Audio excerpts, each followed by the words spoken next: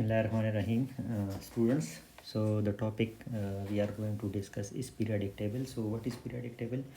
Periodic table is the systematic arrangement of elements into groups and periods on the basis of increasing order of atomic number. तो ये definition थोड़ा सा लंबा है, लेकिन आप लोगों ने इसको इस तरह समझना है कि ये एक periodic table है और इस periodic table में हमने elements रखे हैं।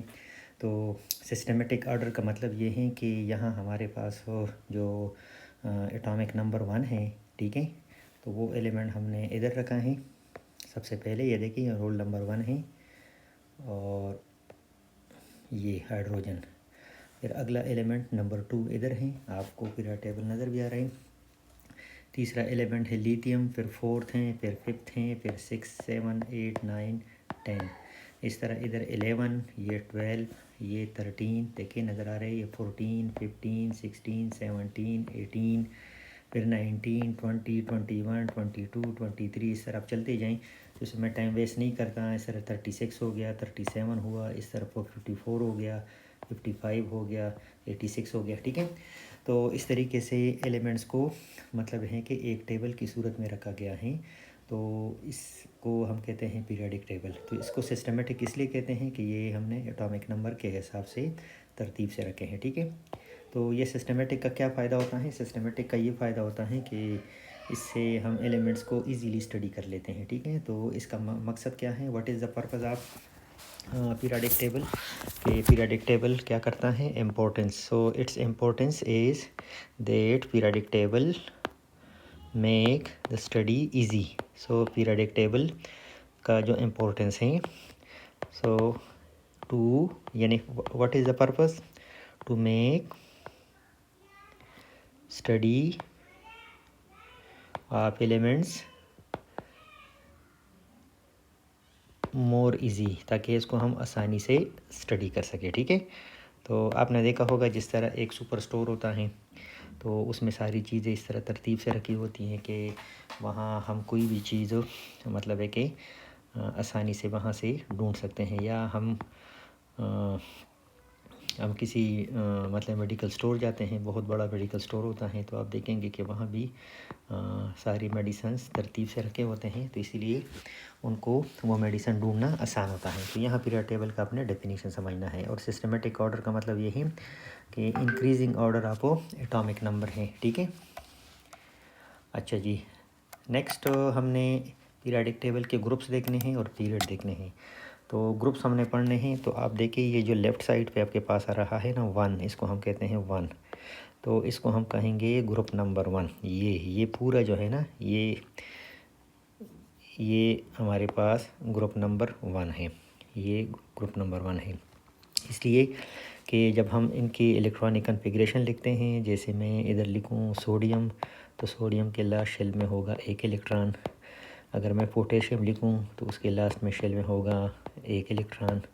इस तरह अगर मैं लिथियम लिखूँ तो उसके लास्ट शेल में होगा एक इलेक्ट्रॉन। तो इस एक इलेक्ट्रॉन की वजह से इसको हम कहते हैं ग्रुप नंबर 1। इस तरह जो ग्रुप नंबर 2 है वो उसमें लास्ट शेल में 2 इलेक्ट्रॉन आ जाते हैं, ठीक है। जैसे मेरे पास ये बेरिलियम है, ये देखिए ये मेरे पास है ग्रुप 2।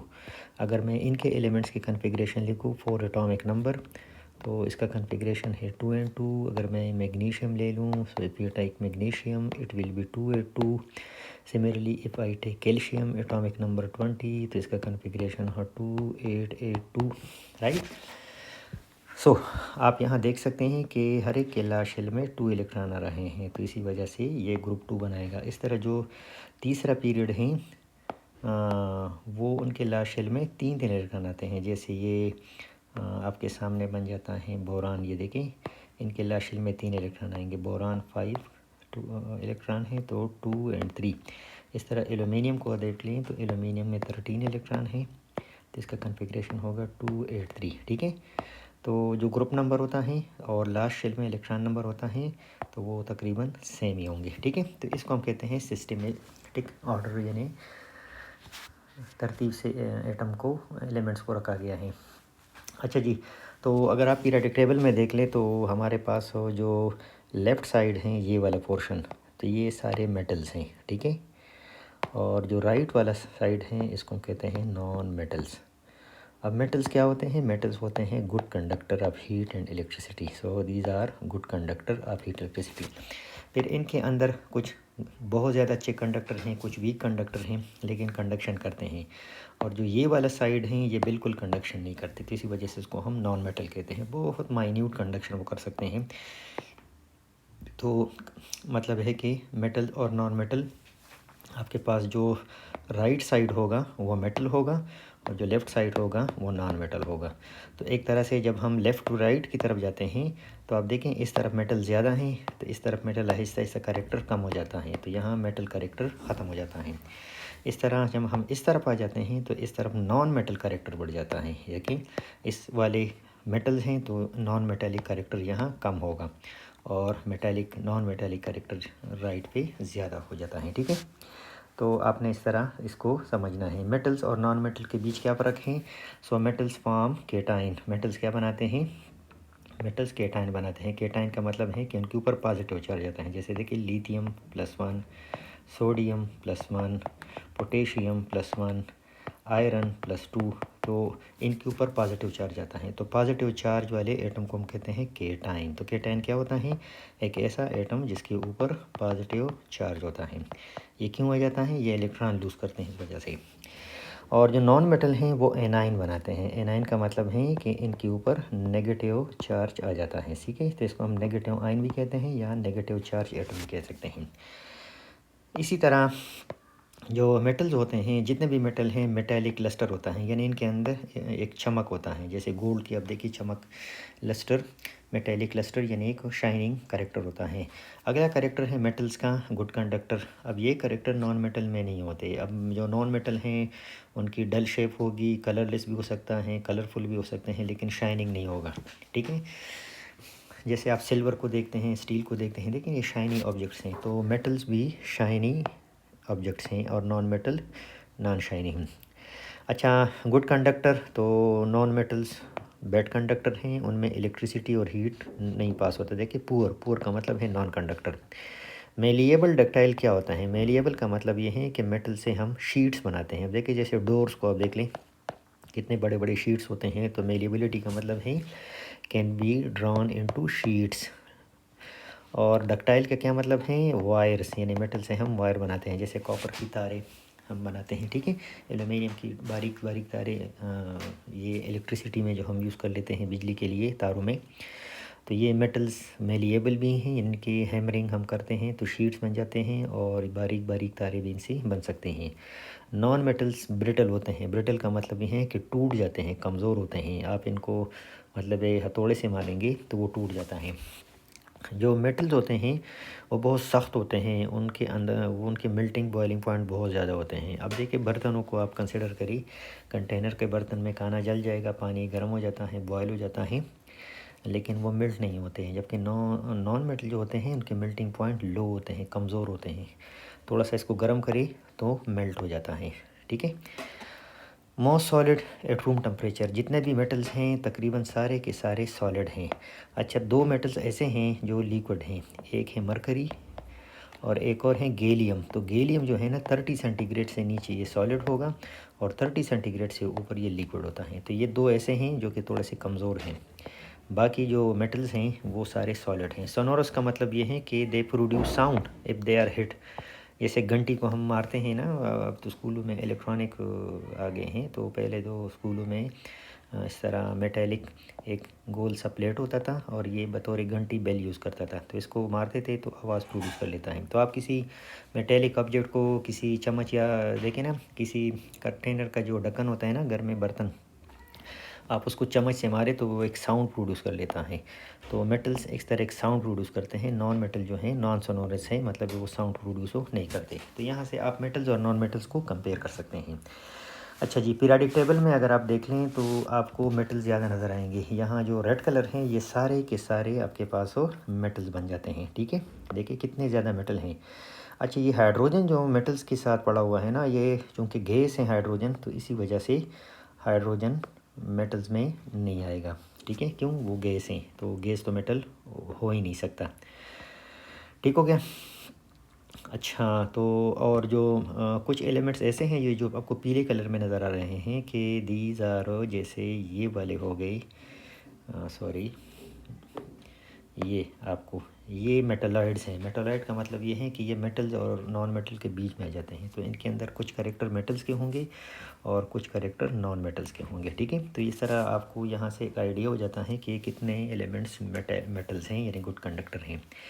तो 70% of the elements are metals, यहाँ से आप देख सकते हैं। और metals lie on the left, आप देखिए ये पीरियड टेबल का लेफ़्ट पोर्शन है और ये पीरियड टेबल का राइट पोर्शन है। सो लेफ़्ट साइड सारा का सारा मेटल्स ने ऑक्यूपाई किया है। ये देखिए जैसे वो बिल्कुल पीरियडिक टेबल में जैसे वो स्पेसिफिक क्वेश्चन बना हुआ है कि मेजॉरिटी एरिया मेटल्स ने ले लिया है, यानी ज़्यादा एलिमेंट्स हमारे पास मेटल्स हैं, ठीक है। हाँ जी, और लोअर साइड आप देखिए पीरियड टेबल का जो लेफ़्ट पोर्शन है और जो लोअर पोर्शन है ये सारे के सारे मेटल हैं। और पीरियड टेबल का जो राइट हैं और अप पोर्शन है टॉप, तो इसको हम नॉन मेटल्स कहते हैं। सो नेक्स्ट आपने क्या कहना कि from left to right metallic character decreases, यानी इस तरफ अगर हम देख लें तो मेटल ज़्यादा हैं राइट में, लेफ़्ट पे, और राइट पे मेटल्स कम हैं। तो हम देख सकते हैं कि ये वाला जो एरिया है, सॉरी, ये यहाँ मेटल ज़्यादा हैं और यहाँ मेटल कम है। तो इसलिए हम एक एरो बनाएंगे कि from left to right metallic character decrease होता है, यानी जो जो आप इस तरफ आते हैं मेटल ज़्यादा मिलेंगे, जो जो आप उस तरफ जाते हैं मेटल्स आपको कम मिलेंगे, आखिर में फिर ख़त्म हो जाते हैं।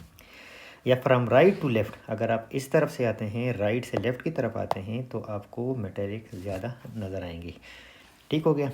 अच्छा, नेक्स्ट हमारे पास अगेन आप देख लें कि फ्रॉम लेफ़्ट टू राइट, यानी राइट लेफ़्ट साइड पे आपको मेटल ज़्यादा मिलेंगे, वो तो मैंने आपको बता ही दिया, ये सारे मेटल हैं। और जो राइट साइड होगा वहाँ आपको मेटल्स कम मिलेंगे, देखिए थोड़ा सा पोर्शन ये शो कर रहा है। और इस तरह लेफ़्ट साइड पे आपको नॉन मेटल नहीं मिलेंगे, न होने के बराबर हैं। और जो लेफ़्ट साइड राइट साइड हैं वहाँ आपको ज़्यादा नॉन मेटल मिल जाते हैं। ठीक हो गया। हाँ जी, तो ये हमारे पास हुआ पीरियड टेबल में मेटल्स और नॉन मेटल की position. So from left to right metals decrease हो जाते हैं और right to left metals increase होते हैं। फिर आप देख लें पीरियड टेबल के हमने ग्रुप्स को नाम दिए हैं। सो इंग्लिश साइड से जो पहला वाला ग्रुप है इसको हम कहते हैं ग्रुप नंबर 1, ठीक है ये। और अगला ग्रुप नंबर 2 है। फिर ये ट्रांजिशन एलिमेंट्स है, तो इसी वजह से इनकी प्रॉपर्टीज़ डिफरेंट होती हैं, तो इसको हम अलग स्टडी कर लेते हैं। इसके अलावा फिर यहाँ से ये ग्रुप नंबर 3, 4, 5, 6, 7, 8 बन जाता है, ठीक है। तो क्या होता है कि जो ग्रुप नंबर 1 होगा उनके लास्ट शेल में 1 इलेक्ट्रॉन आएगा। ग्रुप नंबर 2 जो हैं उनके लास्ट शेल में 2 इलेक्ट्रॉन आएंगे। ग्रुप नंबर 3 जो हैं उनके लास्ट शेल में 3 इलेक्ट्रॉन, 4 इलेक्ट्रॉन, 5, 6, 7, इस तरह 8 इलेक्ट्रॉन आ जाते हैं, ठीक है। तो ग्रुप नंबर और लास्ट शेल में इलेक्ट्रॉन ये आपको एक जैसे मिलेंगे जी। अब आप देख लें हमने पीरियड 1 के कुछ एलिमेंट सेलेक्ट किए हैं। ये लिथियम है, तो लिथियम का एटॉमिक नंबर है 3 और ये 3 इलेक्ट्रॉन का मतलब है कि पहले शेल में 2 और दूसरे शेल में 1 इलेक्ट्रॉन, ठीक है। अब आप सोडियम को देख लें, उसका एटॉमिक नंबर है 11, लेकिन उसके लास्ट शेल में भी 1 इलेक्ट्रॉन है, तो इसी वजह से मैं इसको इधर 1 कर देता हूँ। तो ये मैंने ब्लैक इसलिए कर दिया कि लास्ट शेल में इधर भी 1 है तो इधर भी 1 है। फिर पोटेशियम को देख लें, उसी ग्रुप में है, 19 इलेक्ट्रॉन टोटल हैं, लेकिन लास्ट शेल में 1 इलेक्ट्रॉन है। इस तरह रुबीडियम को देख ले, 37 इलेक्ट्रॉन है इसी ग्रुप में, लेकिन लास्ट शेल में 1 इलेक्ट्रॉन है। तो ये आखिरी इलेक्ट्रॉन जब ये लूज़ करते हैं तो इन पे +1 चार्ज आता है। तो इसी वजह से इस ग्रुप के अंदर जितने भी एलिमेंट्स हैं उन सब के ऊपर +1 चार्ज आएगा। सो कुछ और प्रॉपर्टीज़ इनकी।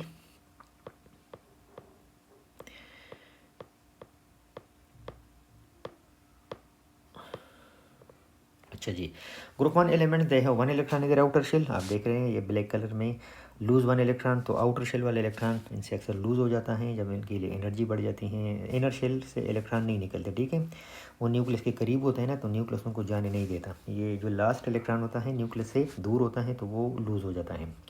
तो 1 इलेक्ट्रॉन के जाने पर उनके ऊपर कौन सा चार्ज आता है, उनके ऊपर आ जाता है पॉजिटिव +1, +1।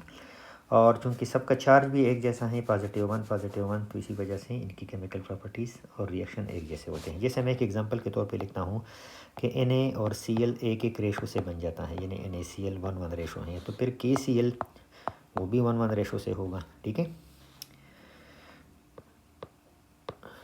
इधर मैं KCl बना रहा हूँ तो इसका भी 1:1 रेशो है। तो इनके जो कंपाउंड्स होते हैं वो आपस में एक जैसे होते हैं, उनके अंदर रेशो सेम होगा, ठीक है। अच्छा जी, नेक्स्ट है properties of elements in the same group. एक ग्रुप में जो एलिमेंट्स होते हैं उनकी प्रॉपर्टीज़ क्या क्या सेम होंगी। एक तो इनका कन्फिग्रेशन एक जैसा होगा, कन्फिग्रेशन यानी आउटर इलेक्ट्रॉनिक कन्फिग्रेशन। जैसे अब आप देख लें सोडियम, तो इसके इलेक्ट्रॉन हैं 281 और पोटेशियम के हैं 2881। तो ये जो आउटर है ना वो एक जैसे आ गए। इस तरह लिथियम है तो उसका हो जाएगा 2:1, तो देखिए वो भी 1 हो गया। तो एक ग्रुप के अंदर जो एलिमेंट्स होते हैं उनका आउटर कन्फिग्रेशन एक जैसा होगा, यानी सेम नंबर आएगा। या मैं ग्रुप 7 के कुछ एलिमेंट्स ले लेता हूँ, जैसे मैं ले लेता हूँ फ्लोरीन और क्लोरीन। जगह नहीं है वरना मैं तीसरे लेता। तो यहाँ 9 इलेक्ट्रॉन है तो हो जाएगा 2,7, 17 इलेक्ट्रॉन है तो हो जाएंगे 2,8,7। सो यू कैन सी कि दोनों के लास्ट शेल में 7 आ रहा है। तो इसका मतलब है कि आउटर इलेक्ट्रॉन कन्फिग्रेशन सेम होता है सेम ग्रुप में। फिर इनके ऊपर चार्जेस भी सेम आ जाते हैं। अब जैसे ये दोनों एक एक इलेक्ट्रॉन गेन करेंगे तो Sp(-1) आएगा, Sp(-1) आएगा। या हम ले लेते हैं ग्रुप 1 के एलिमेंट्स, जैसे सोडियम, पोटेशियम, देखिए लिथियम, तो इनके ऊपर आ जाता है एक जैसा चार्ज। देखें ये भी +1, ये भी +1, ये भी +1। इस तरह जो कैल्शियम और मैग्नीशियम होंगे वो सेम ग्रुप से हैं, ग्रुप 2 से, तो उनके ऊपर एक जैसा चार्ज आएगा +2। इस तरह बोरान एल्यूमिनियम एक ग्रुप में है तो उन दोनों के ऊपर +3 आएगा क्योंकि ग्रुप 3 से बिलोंग करते हैं। हाँ जी, अगला पॉइंट सिमिलर केमिकल प्रॉपर्टीज़। इनके रिएक्शन भी एक जैसे होते हैं। एक ऑक्सीजन के साथ जिससे रिएक्शन करेगा तो दूसरा भी उससे रिएक्शन करेगा, एक ग्रुप वाले। अगला point melting point, boiling point decreases down the group. इनके चूँकि साइजेस बढ़ जाते हैं तो इसी वजह से इनके अट्रैक्टिव फोर्सेस कमज़ोर हो जाते हैं। ग्रुप 1 और ग्रुप 2 के जो बड़े साइज़ के एटम होते हैं ना डाउन द ग्रुप, उनका मेल्टिंग बॉइलिंग पॉइंट कम होता है। Density increases because down the group, जब हम जाते हैं तो एलिमेंट्स का न्यूक्लियस हैवी हो जाता है, मास नंबर और एटॉमिक मास बढ़ जाता है, जिसकी वजह से वो डेंसर हो जाते हैं, लेकिन होते हैं कमज़ोर, यानी भारी होते हैं बट हीट का मुकाबला नहीं कर पाते। हीट उनको जल्दी मेल्ट या बॉयल कर देता है। सो density increases and melting boiling point decreases and there reactivity increases down the group. Reactivity in a sense कि एटम जितना बड़ा होगा उतना वो इजीली इलेक्ट्रॉन लूज़ करता है, ठीक है। तो आप देखें कि अगर एक एटम छोटा है तो इससे इलेक्ट्रॉन निकालना मुश्किल होगा, डिफ़िकल्ट होगा, लेकिन अगर एक एटम बड़ा है तो इससे इलेक्ट्रॉन निकालना होगा इजी। सो एटम जितना बड़ा होगा उतना वो इजीली इलेक्ट्रॉन लूज़ कर लेता है। So bigger atoms lose electron easily, that's why जितने इजीली इलेक्ट्रॉन लूज़ करेगा उतना उसको हम रिएक्टिव मान लेते हैं। So can you tell me that among lithium, sodium and potassium, which one is more reactive? Yes, you can. Can you tell which one is more reactive in these three? So see the atomic size. This one is smaller size, 2 shell. This one is comparatively larger size, 3 shell, and this one even more larger size because 4 shell है. So potassium will be the more reactive because its atomic size is greater. So electron loss for potassium is easy, right? तो ये इनकी properties हो गई same group में। Okay, now come to group 2। Group 2 मेन हर एक के लास्ट शेल में आपको 2 इलेक्ट्रॉन मिलेंगे। You can see beryllium atomic number 4, so electronic configuration 2 2, तो लास्ट शेल में 2 ब्लैक कलर में। Magnesium atomic number 12, electronic configuration 2a2, again last shell में 2 electron.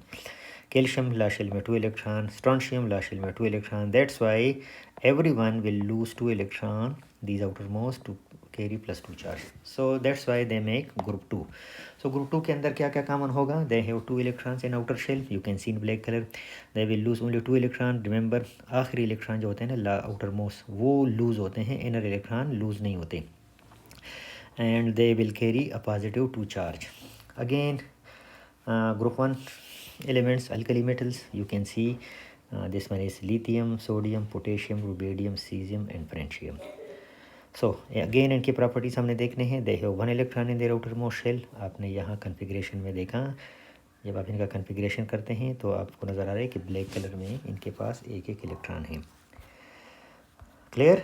And second they carry +1 charge by losing 1 electron. ये last shell में जो electron loose करते हैं इससे पॉजिटिव वन चार्ज आ जाता है। They are shiny grey in colour, चूँकि मेटल्स हैं तो शाइनिंग करेंगे, ग्रे इन कलर हैं। They are soft and low density, इनकी डेंसिटी कम होती है, इतनी कम होती है कि if you throw these elements into water so they will not sink, they will float on the surface of water and even they start reaction with water. तो वाटर के अंदर ये ख़त्म हो जाते हैं रिएक्शन के तौर पे। So their density increases down the group and they become more heavy but still they will be lighter than water, यानी डेंसिटी बढ़ जाती हैं लेकिन पानी से होंगे हल्के, इसी वजह से ये पानी में नहीं डूबते अल्कली मेटल्स। ये इनकी आइडेंटिफिकेशन है। For example if someone give you that this one is an alkali metal, is it true or false? Asking it, let's check it through some piece of the metal into water, and you will see if it floats on the water surface and start reaction with water, so it means it will be an alkali metal.